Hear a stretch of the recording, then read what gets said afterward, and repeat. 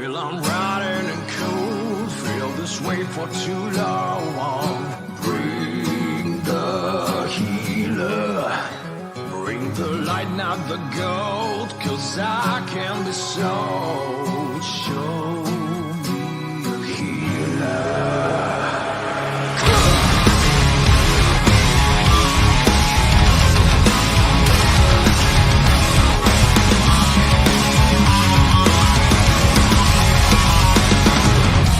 Try to deny my precious broken wings, but still I'm set to fly.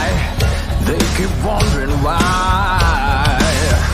Becoming another heartless prophet machine. Now I'm in between, and it's so obscene. Rain the sun, staring in the sea, only to be free. That I guarantee. Still in your breath, just one last time to see. Am I still alive? Well, I'm riding in cold, felt this way for too long. Bring the healer, bring the light, not the gold, 'cause I can be sold. Show me a healer, bring the healer.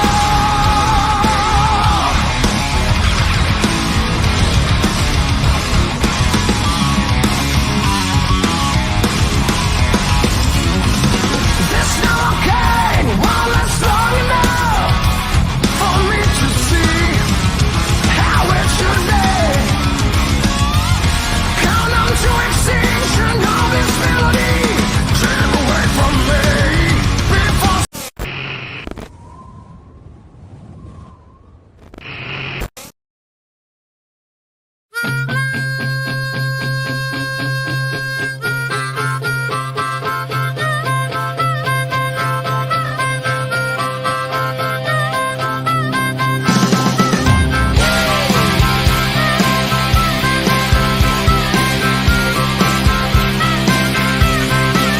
I never read it in a book, I never saw it on a show, but I heard it in the alley on a weird radio.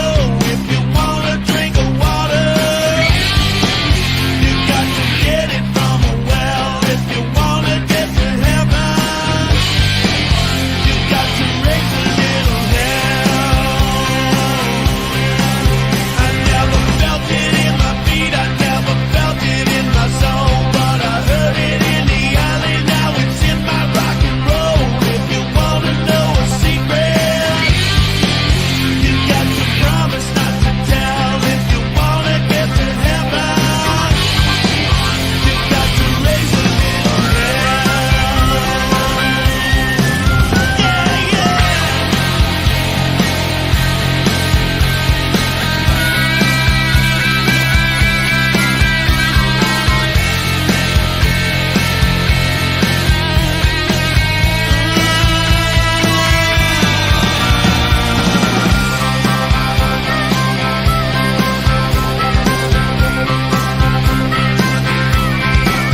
I never thought it'd be so easy, never thought it'd be so fun, but I heard it in the alley, now I got it on the run.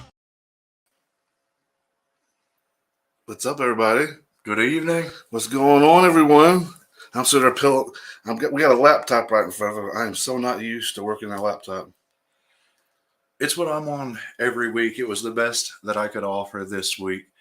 We ended up doing this special episode. And look where for a we're at. special occasion. I remember the first time that I met you. We had you on the show, and you spent a lot of time just kind of like kicked back on this couch. And I thought, man, this couch looks comfy. And here I am sitting. The only reason why I came here was to sit on this couch. And you've done it. And I've done it. How is everybody doing this evening? Hello, Mary Beth. I'm going to try to get to these comments here. Hello, Mary Beth. How are you doing? We got Joan in the house. What's up, Joan? Hello, Linda. I'm like got these two hands. Sorry, guys. How's everybody's doing? I mean, you know what? I'll get to all of you guys. I can't get to all that. Thank you, by Biker Witch, Lindsay. It's not Linda. Who's Linda? Linda Lindsay. Who's Linda? Apparently, I made a new friend last night. Her name's Linda. Maybe one of the spirits in the house. We did Sua. So, as you can tell, we're here hanging out with you guys. I can't get to all these. This would be maddening. Using a laptop doing this. Doesn't it look good on you? Yeah. Look at there. Got some gear on tonight. Yeah. So as you can tell, we're here. I'm here. I've been here since what? Wednesday? No, not again. Been here since what? Wednesday afternoon. What, about 1:30? Yeah. 2. Took me 2 days to drive that trip. I came here. I think it was like 1 or 2, like 1:30. I think I showed up here. But yeah, it's nice here. Very chill. It's kind of nerve-wracking though when you're making a trip like that, and you met somebody doing what we're doing, and then you're making that trip up here to meet them for the first time. It's a little bit nervous, isn't it? Definitely. How many times did you pace the floor wondering, man, what the hell is this dude gonna be like? You always have to wonder. I've had it not happen a few times, but I've been in the situation where you get to meet somebody on the internet or on the social media, and then you end up meeting in person. And sometimes people aren't always who they say they are in their online persona. So it's always interesting to see those differences and how someone presents themselves in a social media scene or scenario versus who they are in real life. And I can honestly say that everything that I thought and knew of Sid here up until Wednesday was dead on. He was nervous when he was pacing been for one of this the more dude's flash fortunate- psycho. One of the more fortunate meetings. This guy's crazy. I know it. He'll come to my house. Well, it's brave, really. It takes a certain person to. You meet somebody on social media, sure, and you build a friendship, sure, but until you meet them, you just don't know really what you're getting, and that's really brave of somebody to bring them, invite them to their home, and then you're exposing everything. You're kind of laying everything out in the open when you bring somebody in the home like that. So thanks for having me. Thanks for coming. I've been walking around a little gimpy. We've had a blast, though. They asked me, what have we done? Well, I haven't really wanted to do a whole lot. A lot of resting, relaxing, just enjoying each other's company, hanging out, enjoying the mountain air. Had a few fires going outside and fire in the hut down there. Well, it was really cool for me. It was a little, I wasn't nervous actually to meet you. It was more like anticipating to meet the other side of the guy I've gotten to know on doing these shows and our talks and shit. So it was really cool for me to see the different side. I came in with no expectations, which I guess was for me. That was the key. I think it was the key for me is not coming in with any expectations to meet you. Yeah, you can only see so much on that little screen there. And so when you get the full experience. Good evening, Monica. Mary Beth says, this is great. Love it.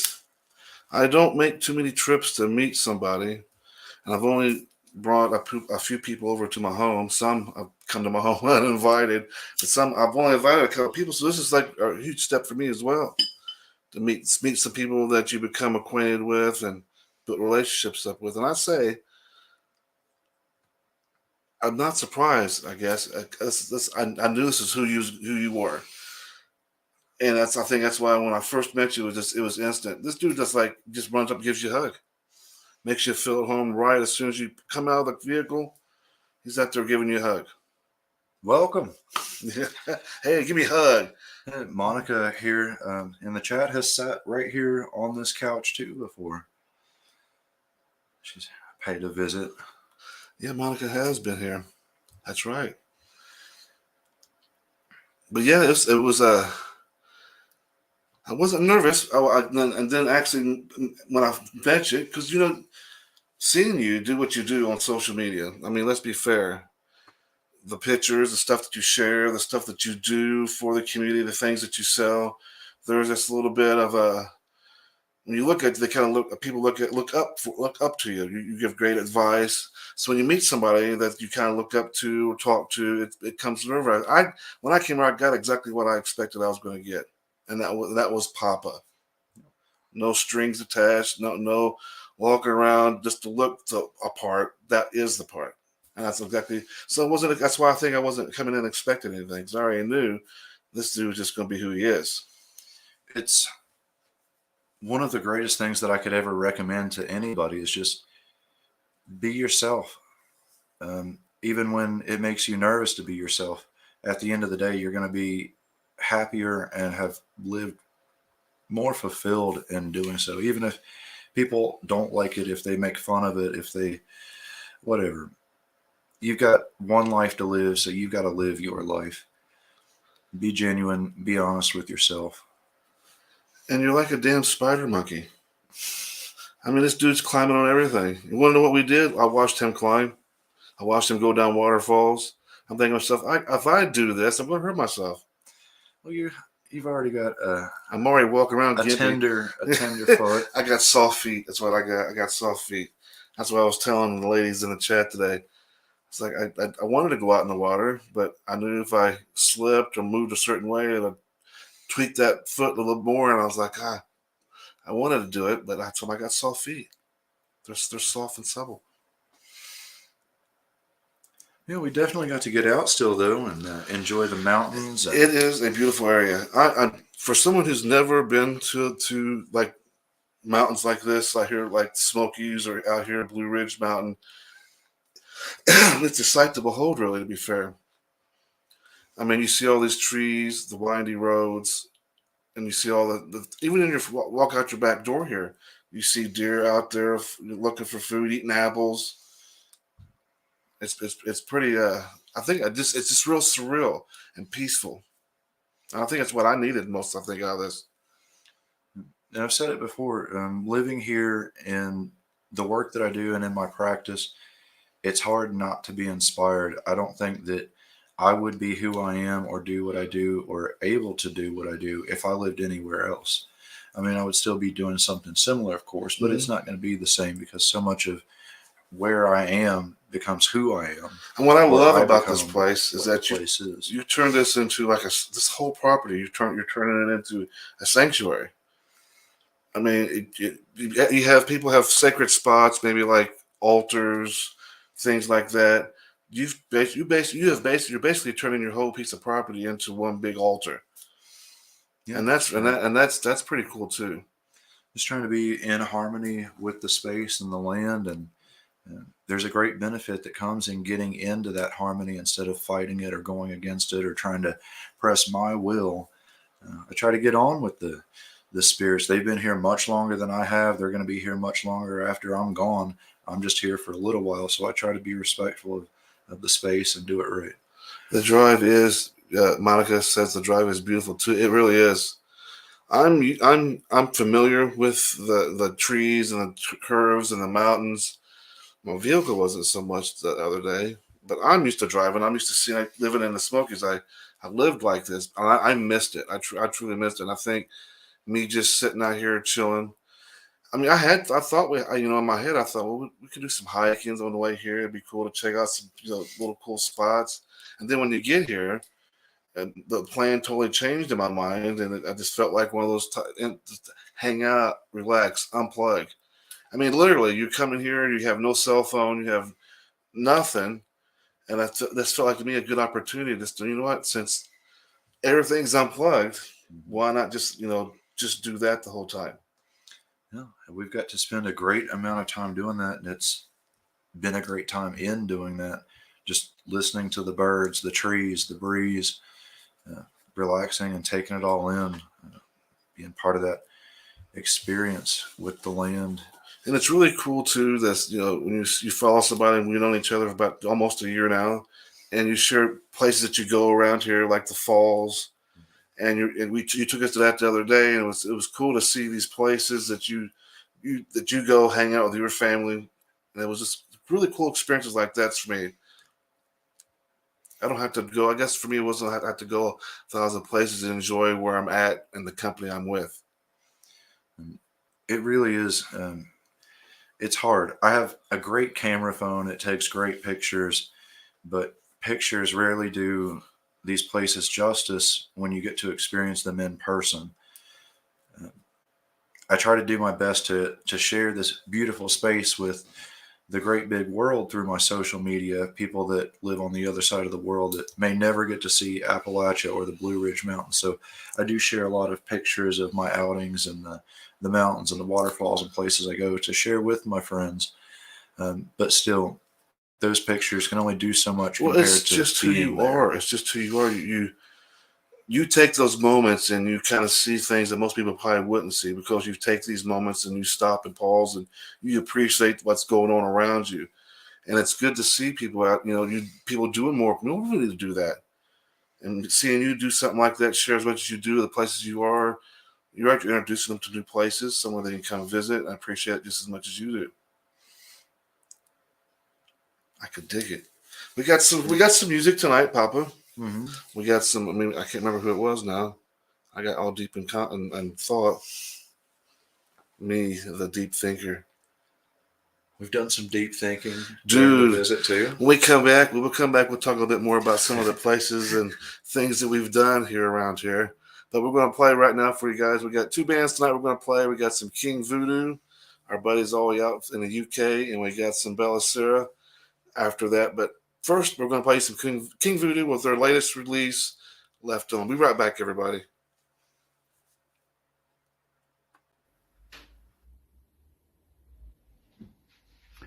Evening, everyone. It's Ian from King Voodoo, and you're watching Talking with Demons. Be more voodoo.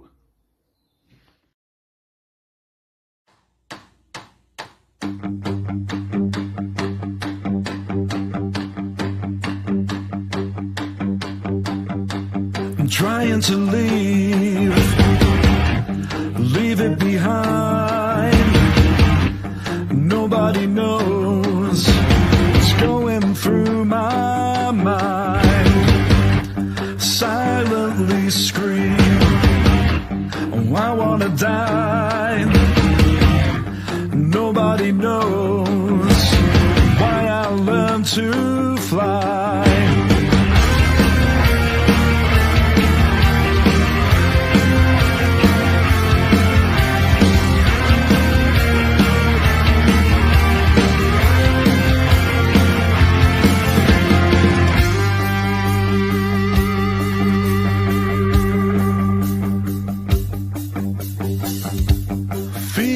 Falling will be over soon.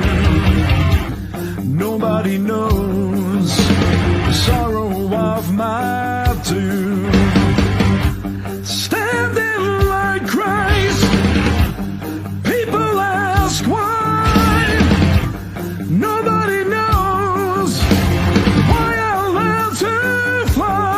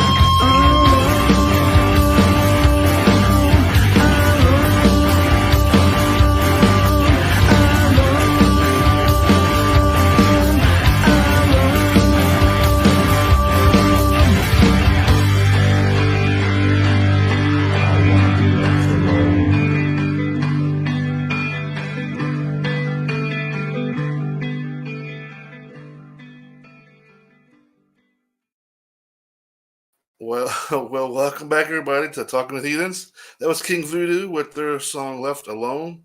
Go find them right here on Facebook. Just look up King Voodoo. And they got this new CD out right now, some really good songs. That was their latest one, Left Alone. So we were sitting here jaw jacking and laughing about some of our experiences here since I've been here. And one of us has been going out and having breakfast. Or today it was like a lunch today. But yesterday we went to a place right down the road. What was it called? Circle L? Yeah, the Circle L restaurant. It's kind of a roadside place up here in the mountains, and they do breakfast in the morning, of course, and then some lunchtime things. And There's nothing better than having breakfast, like you said, as you got semi trucks flying by you, kicking up road to highway dust. it's right on the side of US 21. Kicking up highway dust as you're having the oddest tasting. I mean, I ordered biscuits and gravy. You had, what was it, liver mush? I got liver mush. Explain to the audience what that is, because that just to me sounds disgusting. You say it's delicious, but it sounds disgusting. I like it. It's a favorite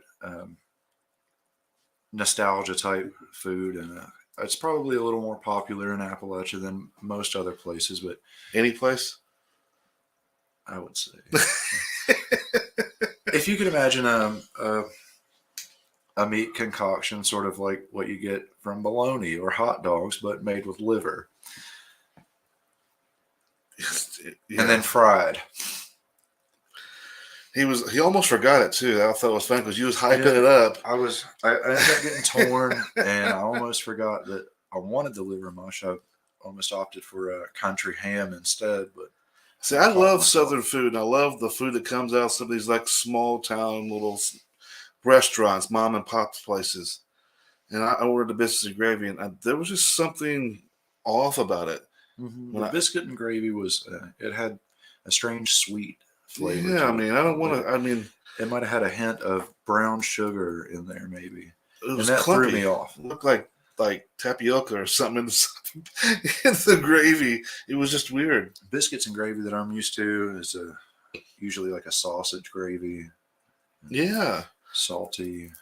but it was. I mean, it was still good. I'm not sure if I could eat that or not. Honestly, I'm not sure either. What's hello, Patrick?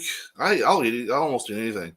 I Oops. like liver. I like chicken liver and horse liver, goat liver. What's going on, Patrick? Sorry, it took me a minute. It's a laptop, man. It takes me a minute to get used to this. I'm not sure. The miss says, I'm not sure if I can eat that or not, honestly. No. Just explaining it just sounds gross. And you already know what liver tastes like, and liver doesn't really taste that good. And then they turn it into a mush for me. No. Maybe it's an acquired taste. Not men like yourself, it must be. All the things you ordered, business. And, yeah, I mean, I was torn. It was. I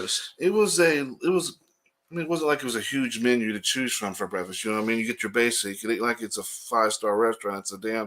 It's a damn little tin house like off the highway. It's like a diner, Yeah. like a breakfast lunch diner on the roadside. Well, I was torn because I was thinking about getting pancakes, to be fair. And I was like, you know what? I need to try this business and gravy out. We got the kids' pancakes and bacon and eggs, and I had grits with mine. And That's right. absolutely. And we went to one today. Mhm. That was yesterday morning. We had breakfast. And then today we went to another. This one's really like in the middle of nowhere. I mean, that's like one of the oddest spots to have a restaurant. But apparently you guys say it's really busy there and stuff, right? It does, especially this time of year in the summer season. A lot of people come to the Blue Ridge Mountains, and Stone Mountain State Park is right here. A lot of tourists travel to come spend time in nature and do the hiking and the waterfalls and the mountain itself.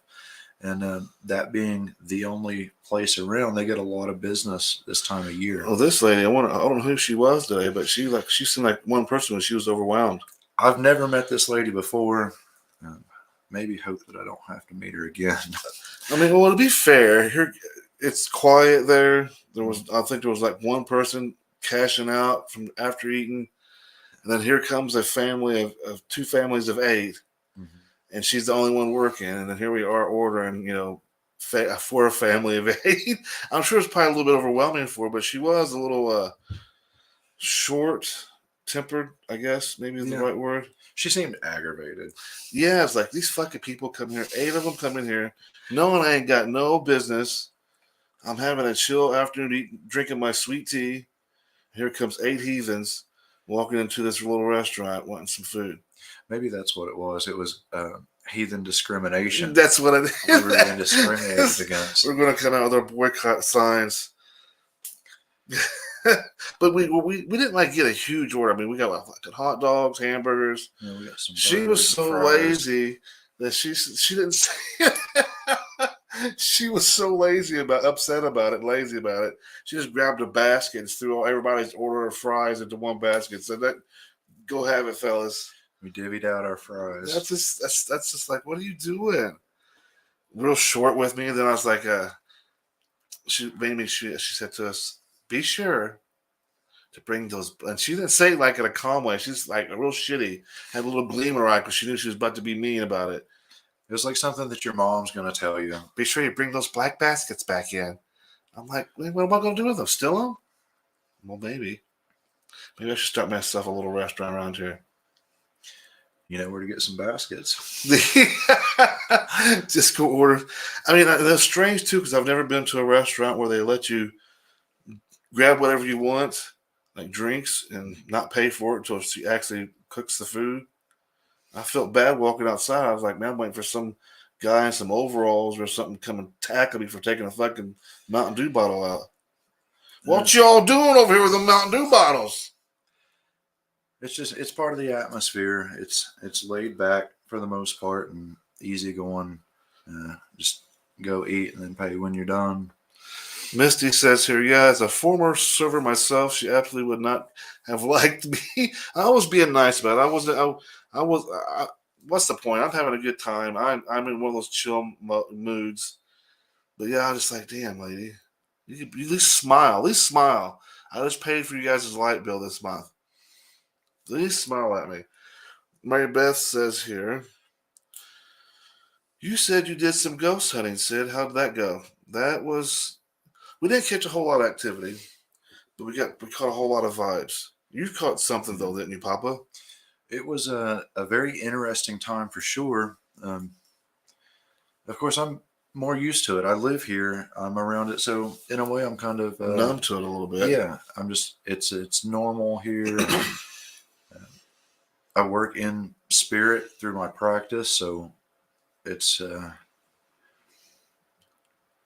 I don't know, but it was still very interesting to go through. And No, I mean it's interesting. When we turned the things off and we set the atmosphere for the experience, to be open to the experience and to welcome that experience for us to take part in, there was a difference. You felt cold spots. There were times that there were cold chills, there were goosebumps that would happen, and just those feelings that you get, intuition. Yeah, and you gut jumped feeling. up one time saying something was angry at me. Yeah, I was feeling an energy that was over your shoulder there, actually where you're sitting right now, from that doorway behind you. And me being a good host, I feel like I get in the middle of it. Step in between there. You had to get in the middle of it. Well, there's this house is interesting because when we've talked in conversations, you never really went in great detail. It wasn't until like the week of me coming, you told me about a couple of spirits or experiences that you've had here. Mm-hmm. There's a stairway right over here, and then you've had other experiences throughout this house. And then when I get here, that's where the real good shit starts happening. All the stuff that you start telling me that you guys having these dreams and visions and the stories behind what's going on. Then I find this little under this room under the stairs. Mm-hmm. I mean, yeah, this it doesn't have, the house doesn't have a bad vibe, but just listening to someone explain what's going on here, it's creepy a little bit. And not only my experiences and Sin's experiences, but previous people that have lived here and previous people that have died here in the home, kind of all got to be a part of it. Well, she asked here, said, what did you do to make that spirit angry? They was telling me about the room under the stairs. There's this little like secret room, and you went through. It's actually just right over here, one end of it. Then if you go through the hallway next to here, there's a smaller little entrance with a smaller door, and it's on hinge, and it's got holes cut out in it. My first gut feeling for that was back in let's say the Civil War era time, maybe, or settlers at the time that started settling here. A lot of if the kids would misbehave or do something wrong, they used to lock them up. They used to put them into a room as punishment. You're grounded to this room. You're not getting out. I know it sounds harsh now in this time and age, but they used to do that stuff. Or if a kid was mentally handicapped, or they had something that wasn't quite right, normal to their eyes, they would put them in these rooms when they start misbehaving. And that was my first gut instinct. And so when I called that out, it wasn't soon after I called that out that something out of there came out angry. So I'm assuming that's why. I'm assuming. Then we got Midgard Musing. Hello, buddy. How are you doing, Jesse? Hey, that place looks familiar. And Jesse has sat on the same couch here.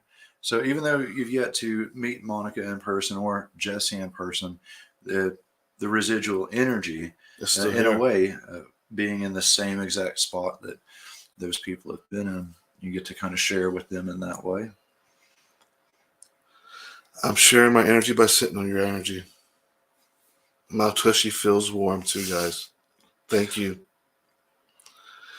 Evening, all right. So we did the dinner thing, and then we went today. Well, today we went to see, was it the Heritage? We were at the Hutchinson Homestead today. Now, that was really, for me, that was really cool to see, because you don't find too many spots like that up on the mountains like that. You know, most people, when you see mountains, you see trees, you'll see random cabins here or there scattered throughout, but you don't find like a perfect spot like that is up there. It's a really neat area, and to try to describe it to you guys a little bit, you get down into Stone Mountain in the area, and you're tucked into this like mountains on both sides of you. The forest, the trees go up, and then you get onto this little gravel road, and it winds around and goes back in, and then the whole thing just opens up like there's this big hole, just a big open in field. the middle of the mountains. And some folks happened upon that back in the 1800s, decided that looked like a great place to settle. I mean, you've got all the game here. There's plenty of flat land in that big open circle to farm and raise gardens and animals and get your cabin put up. It was absolutely, I mean, somebody couldn't have found a more perfect spot sitting on a mountain, really.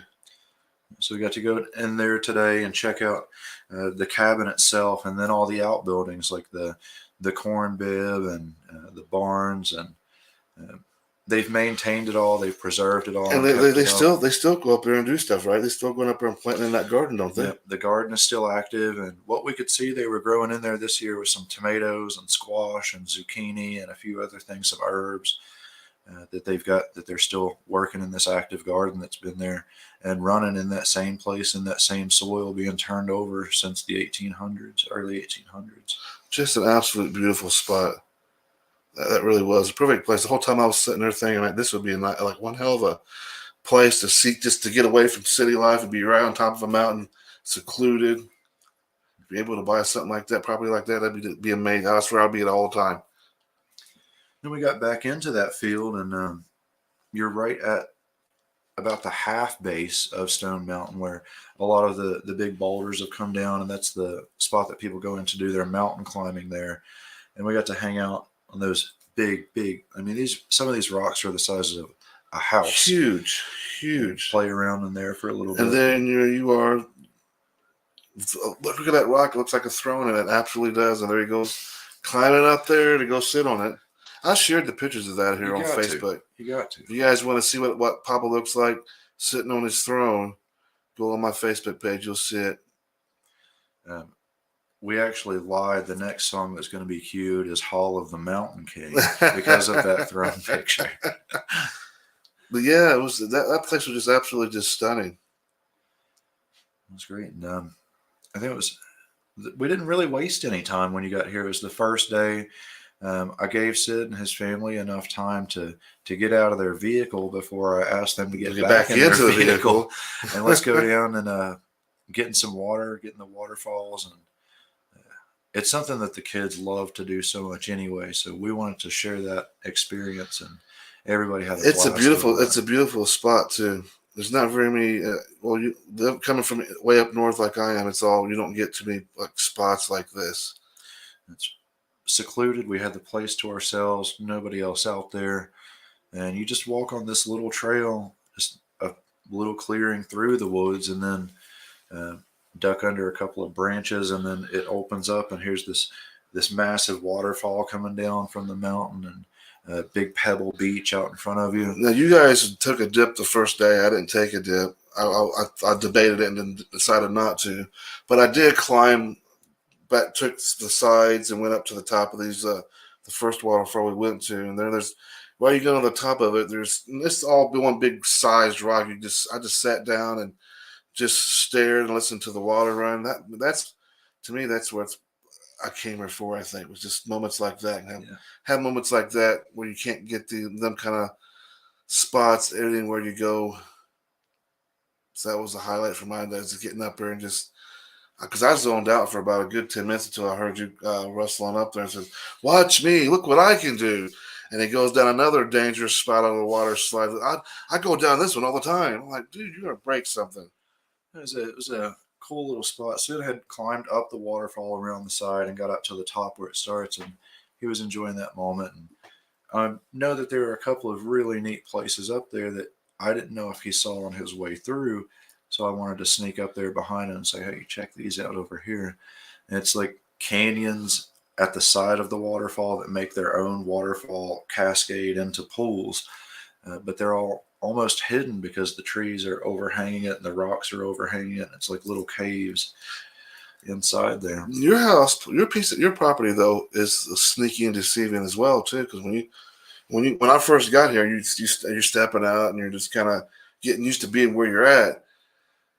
And then you took me on the tour outside. You got these little spots that are like right in front of your face, but if you didn't, I never even seen this stuff. But that one spot where the tree is, and you get those vines, and you got that big, huge kettle hanging off the tree. Mhm. That was a surprise. I was like, this is fucking badass. That's all provided by Mother Nature there, and it's hard to not feel like that was meant for something to be in there and be enjoyed. So we've done a lot of various ritual out there under that tree, and that it's almost like an umbrella over you and ceremony. When I say he's turned his home, his property, everything, he's literally turned his place. He's turning this place into a sanctuary, and that's really cool. I mean, the energy here is peaceful. Let me get to some of these comments here. I've been like busy talking. Frank says here that land out there was considered sacred long before we showed up. Absolutely. Definitely. Misty says here, sounds like your instinct may have been correct. I could have been wrong, but that's what I felt. That's what that room felt like to me. Did you try out the jacuzzi yet? No, we haven't. No, No, I have not got the. no. We've It's there. First night we kind of drank, just had a few beers, shooting the shit, just getting to know each other, laughing. Kind of left all the spiritual stuff out and just kind of got to know each other. The second day is when we started kind of getting to the spiritual side of things. We was already kind of comfortable because first day you got to get comfortable with the person. You know what I mean? Talk At to least them. get settled in a little bit. Yeah, and then the second day we did partake in a ritual together, which was really nice.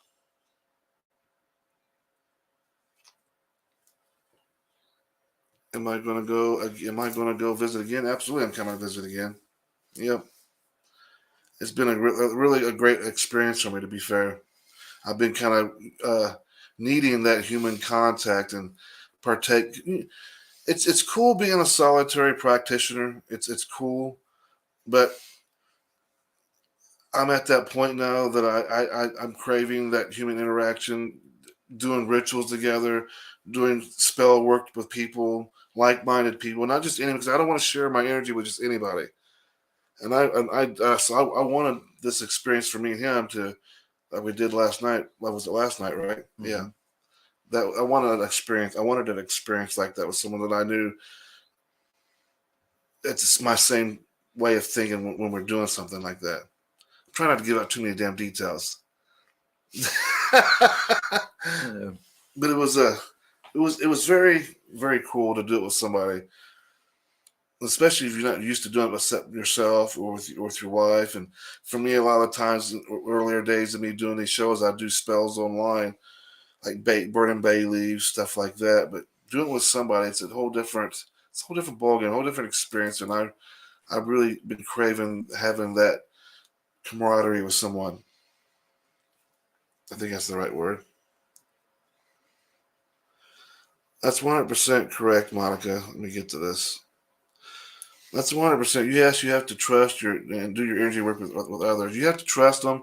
You got to get to know them, because doing what I've been doing for so long, people will, and you know as well as I do, people drain your energy, or it's just not compatible, and it's a rough situation doing spell with people. That's why I've never been big about covens, because everybody has different personalities, ways of doing it, and I've always been real protective of my energy. And then I started becoming more comfortable with Papa, and I wanted to share. I wanted to share an experience with him that we both will take back and remember. Then it's such a personal thing when you go through spell work or ritual that you really do have to trust if you're doing it with someone else or with a group, because you don't know what their intentions at heart or what their purpose at heart is. They may say it's for this, but they may not always be honest about why they're doing the thing.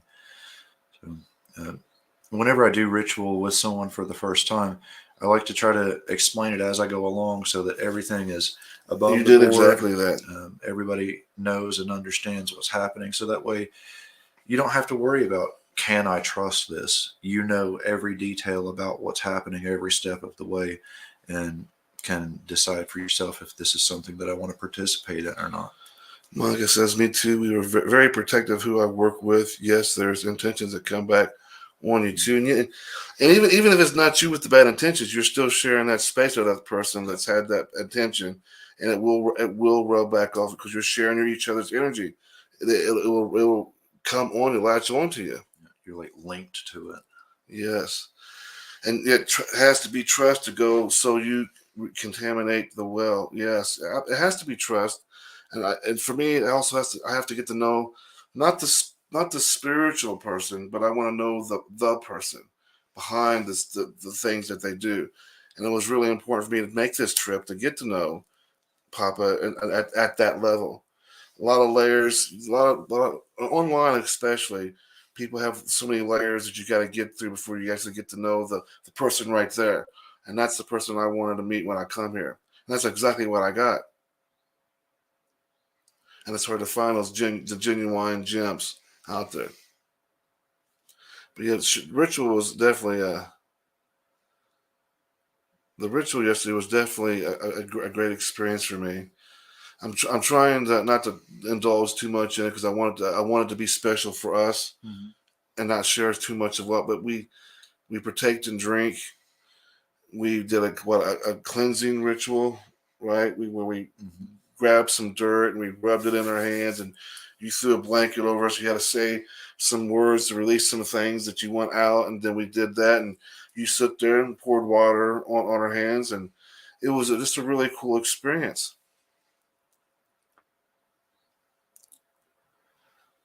So Misty says, I'll still say we need a wedding redo. Monica, you have to get to know their energy in person, see how you and your energy interact together.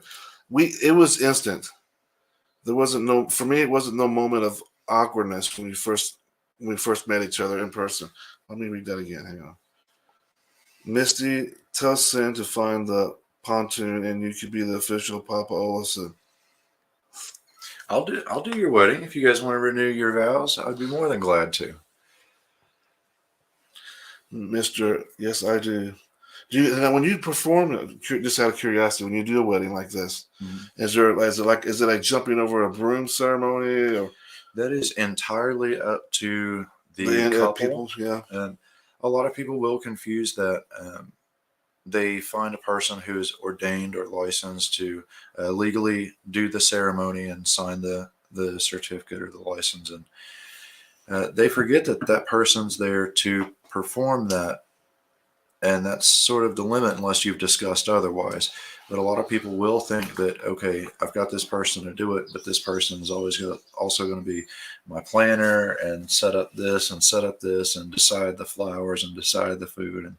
And I'd be more than happy to do anybody's ceremony that's interested, but that's about as far as my services go. I'm not the best at picking out flowers or things like that. And if you really want it to be special to you, you need to take that responsibility as well.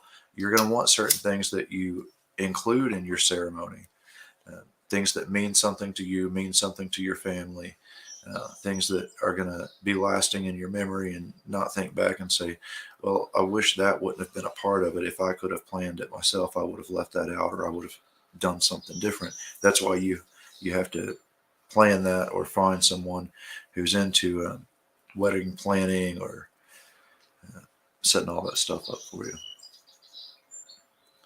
Yeah, I'll read your ceremony, and Don't bring no gifts, because it turns into a gift war.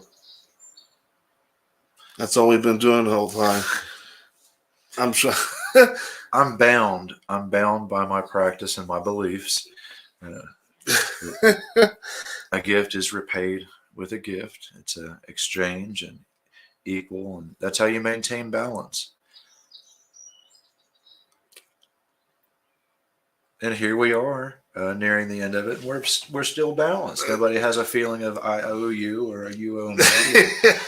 No, we don't have the feeling we done gave enough stuff out. We don't have to feel that way anymore.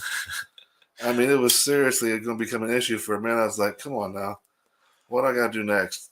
And the whole time, I had this bracelet here that I gifted him, and I was going to wait to the very, very last minute, like tomorrow morning when we say our goodbyes. I was going to say, yeah, here's one last thing, and then as I'm driving out, I was going to go, ha, ha, ha, I win.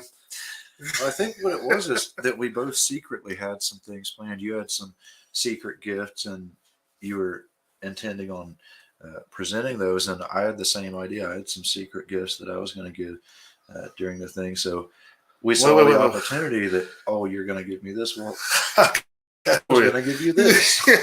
We'll use that. I mean, it's a cool experience that we have that much respect for each other and that much love for each other, that we feel like our way of expressing our appreciations by giving each other gifts. And that's a pretty cool idea if you really think about it. That you want to, not an obligation, but you want to say, hey, this is how much I appreciate you. This is from me.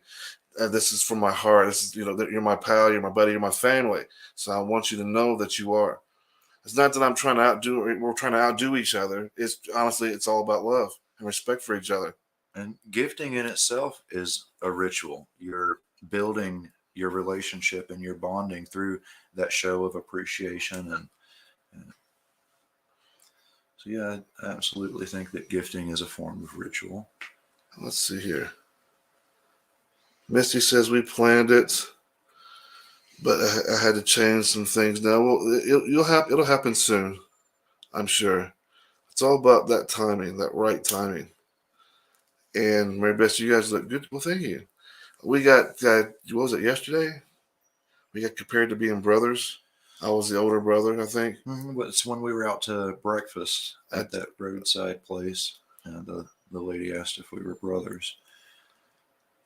And we could actually literally pass for each other being brothers, to be fair. I'm just a little bit more grayer. And I walk around with a cane. Not all the time. You don't have to all the time. Oh, and yes, Misty, they are pros at gifting. He got me right before. About a couple hours before the show. He says, "Sid, I need some help." I was like, "What's up, buddy? I got you." He goes, "Well, as you can see, I got all this like hide and reindeer hide and all this stuff, and I've got this one right here that I don't know what to do with. Could you help me take care of it for me?" And I grabbed it. He goes, "No, just keep it now." I was like, "You shithead." It was doing me a favor. I don't mind. They're beautiful hides. These reindeer hides are just the softest things that you could ever sit on. Misty says, that sounds about right. what I like about the experience is there's no glitz, there's no glamour, there's no all that other added stuff that doesn't need to be around. You are just you, and you're sharing your life with me, and I appreciate you opening your doors from having me come here and experience who you are, who Papa is, and it's been a really cool opportunity to do so. And then we're going to be meeting Zeb. I'm going to meet Zeb this evening too, Mm-hmm. from Skogamore. Yeah, he is on his way here right now. He might even be here, huh? He may be outside hanging out at the fire.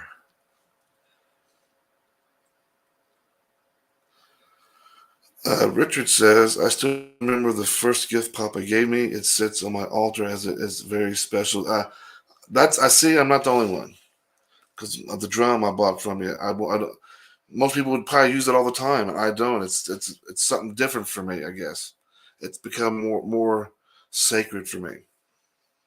So I'm not the only one. See, it's special. That means a lot. I Yeah. appreciate that. You're a good guy, man. You should Thank you.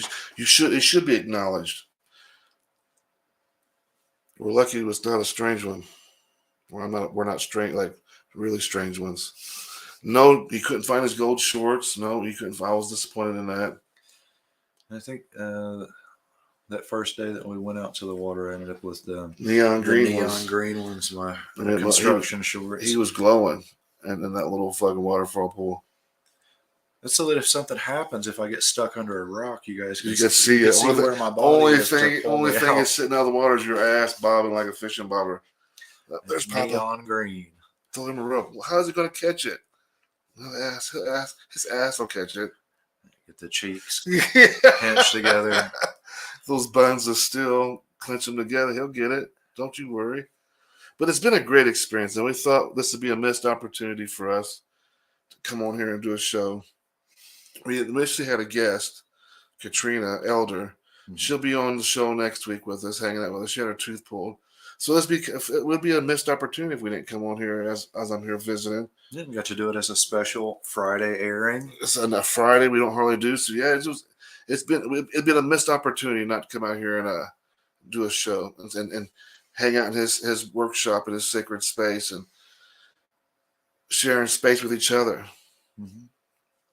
Just enjoying company and conversation. There's been a lot of good company and conversation the last few days. We have, and it has been really good conversation, and that's not, and it ain't necessarily been deep conversations all the time, but they've been great conversations where we're getting to know each other and we're starting to feel each other's energy out, and it's been really.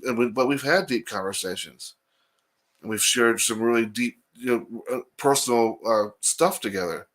But we've been kind of doing that for a minute now. But we actually get to do it in person and tell our stories, how we interact with each other. And I tell you that I found a buddy in you, really honestly, a good friend, family, a brother. And I legitimately mean it. It goes back to some of those things that we've talked about. I think it was the last episode, like back to basics. Just because you're a spiritual person or that you're into spirituality doesn't mean every conversation that you have has to be your philosophy on the meaning of life. Just be real, and you're still a human being. That's it right there. You go through life and you've got life to talk about. Talk about life, share life. That's bonding. And that's what I think the takeaway of this weekend for us meeting each other is that there was a lot of sharing and intimate sharing about what, I was telling him, I didn't have to tell him, but I went and bought cigars, and we was sitting back here in the back, and I lit up a cigar, and then I told him about how my dad used to love when he lived in Tennessee, and he'd sit out in his backyard and smoke a stogie. So I was out there honoring my dad, but I was sharing that experience with you. I didn't have to tell you, but I wanted you to be part of it. And right as soon as he finished telling that story, he had lit up the cigar, was smoking it, told me the story about his dad. It was dead quiet outside. The kids were all quiet, taking their afternoon siesta. And right after he told that story, a raven started up just right on the other side of the house. And the raven said his piece for a few minutes. So we sat and listened to that too. It's just been a really great, and these are one of the types of experiences that we didn't have to do anything. Had to do a bunch of stuff. We just all we needed was just the exchange of each other's conversation, and that was really important for me. But it's been a great grant. I can't wait to come back again. I'm really looking forward. I think we've talked about it. We're not for sure 100% yet, but we've talked about me maybe coming up here and experience the Fire on the Mountain event that you put on. That would be absolutely, truly amazing to take part of that. So it'll definitely be another visit again, whether it be that or just me coming down and hanging out with you. Yeah, always welcome back. You guys have been absolutely fantastic guests here. That don't happen very often. Sid, his lovely wife, their awesome kids, amazing family. We've really, really enjoyed your company. It's been a blessing here for all of us, the kids. It's something we needed. The kids, my kids, like you said earlier, or talked to me about we don't have that very many interactions. Our kids don't with other kids. Yeah. So bringing our kids and meeting your kids, I mean, it was the sweetest thing to see was when your daughter came out and my son Noah came out, and the first thing they did was hugged each other. Yep. They ran up and it was a big hug. Had never seen each other before. Yeah. Had never known of each other, never heard of each other before. And it's all I love yous and you're my best friend and they're hugging each other. And that's the stuff that will last forever in my memory. Seeing the kids have so much fun together, whether it just be on the swing set or the slide or playing in the water. Yeah. It's been fantastic. It's been a blessing for sure. Well, guys, this is our hour.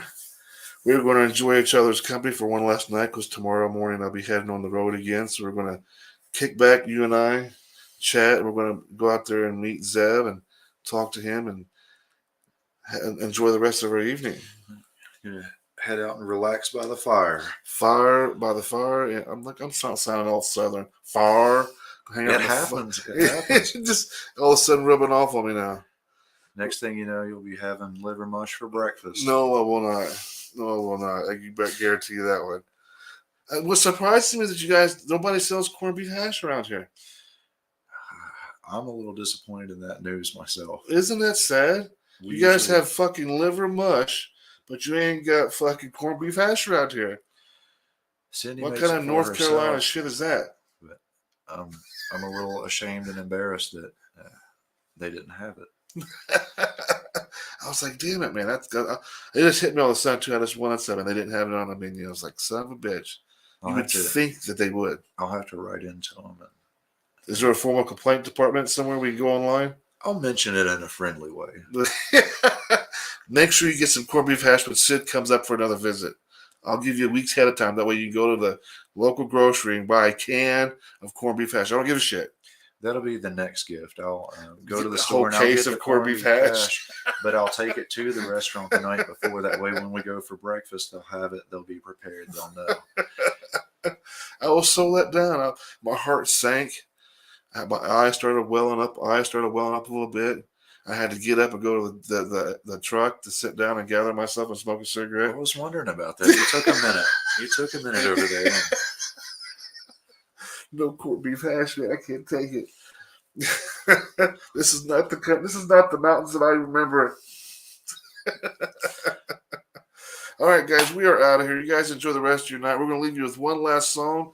This band is Belarusa and their song Chachango. You guys take care of yourself. We will see you this coming up Wednesday. We'll have our guest Katrina Elder on the show. But until then, guys, be sure to stay safe, be well, and love each other. Until then, guys, take care of you guys yourselves and have a good night.